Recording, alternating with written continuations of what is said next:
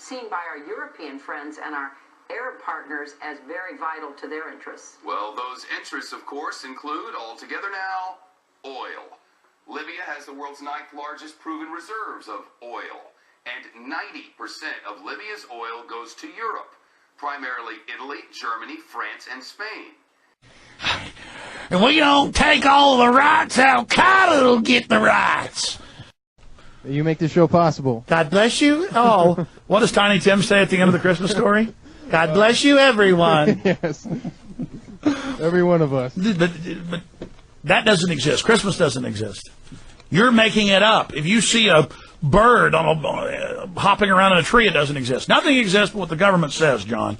Yes. If the government tells you you don't exist, you don't exist. You understand? I don't. They know. And if I tell you 2 + 2 = 97, it does, or you're with Al Qaeda, boy. That's right. Gunmen today stormed a local government headquarters in the Iraqi city of Tikrit.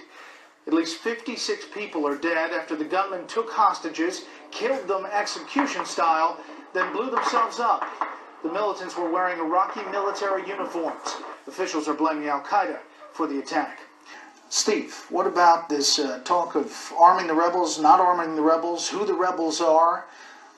Yeah, well, if it wasn't discussed in London, it's certainly being discussed quite a bit in Washington, both in public and in private. There's a robust debate taking place right now inside the administration about whether it would be wise to arm the rebels and, as you suggested, who exactly the rebels are. There have been reports that there are Al Qaeda elements that are working with the rebels, if not leading the rebels. What are we willing to do to get rid of Gaddafi? The president has ruled out ground troops. They have not ruled out arming the rebels, as Steve explained. As a matter of fact, today Hillary Clinton said the UN resolution doesn't ban that. In other words, it's legal to do it if the allies decided to do it.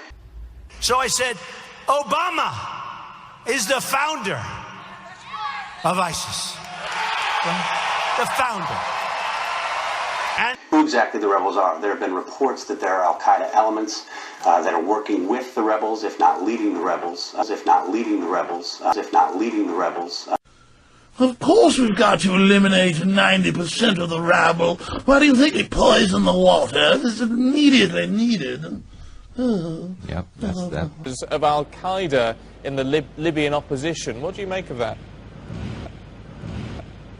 Who exactly the rebels are. There have been reports that there are Al Qaeda elements that are working with the rebels, if not leading the rebels. Clearly what we've heard today in the fringes of this conference is the Transitional National Council laying out their vision for a democratic Libya. You haven't answered my question with respect. I asked you what you make of the comments from the head of NATO, in essence, Admiral Stavridis, saying within the Libyan opposition they believe there may be flickers of Al Qaeda. That's a very serious comment to make. What are we willing to do to get rid of Gaddafi? The president has ruled out ground troops. They have not ruled out arming the rebels, as Steve explained. As a matter of fact, today Hillary Clinton said the UN resolution doesn't ban that. In other words, it's legal to do it if the allies decided to do it.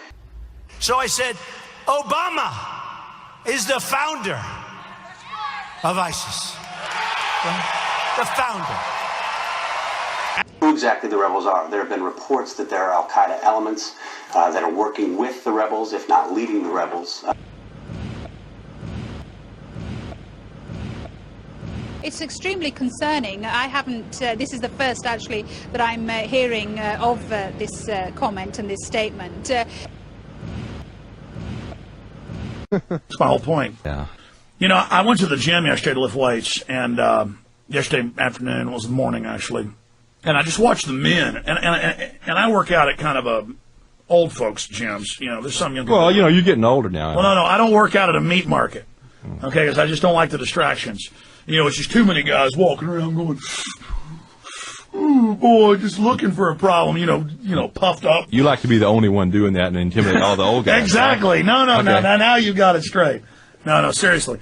And I was watching the old guys do it. Everybody's posing and looking, and I'm just trying to ignore it and work out.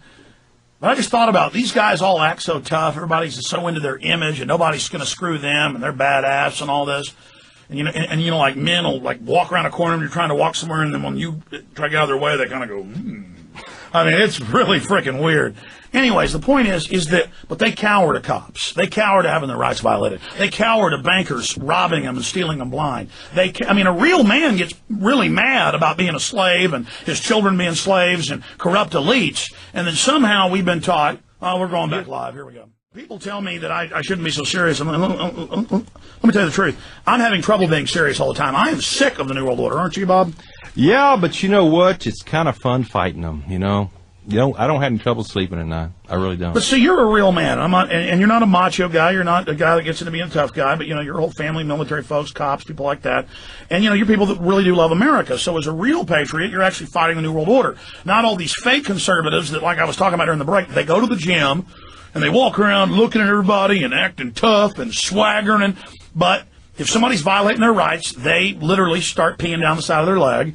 If somebody pushes them around, if the IRS does something, they crap their pants. And they live this life of cowardice to government. And they rationalize that the government isn't corrupt and the government isn't bad. And they cower in fear of what their neighbors would think if they were to come out and fight the New World Order. And we need you to be real men out there and real women and just stop being so stupid and stop.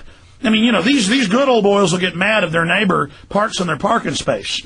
But they could care less if somebody's putting sodium fluoride that eats holes in their brains in their water. And Donald Trump, who is seen as an insurgent, and some of the political establishment is on the Republican side, too. They're not all on the Democrat side, but most of them are. And they've been working for a very long time to get to this point, and he threatens them. They need just one more term so they can get 2 of the 4 Supreme Court picks and stack the federal court system. And then it really doesn't matter who's the president after that. They know that. And he is a huge threat to that. So they're... Don't forget, when he took over, I think they were in 8 countries, 7 countries. Now I understand they're in 28 countries.